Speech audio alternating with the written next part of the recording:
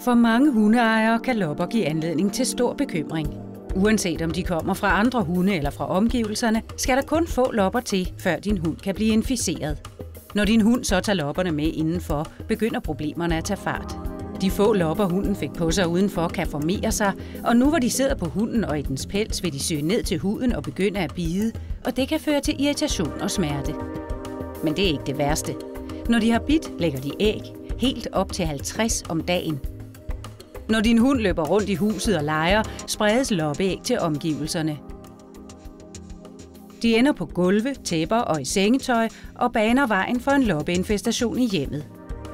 På blot 2 uger kan disse æg klækkes og udvikle sig til nye voksne lopper, som kan bide din hund og fortsætte med at inficere dit hjem. Derfor er det vigtigt at behandle sit kæledyr mod lopper hver måned. Få mere information hos din dyrlæge, på apoteket eller hos dyrehandleren.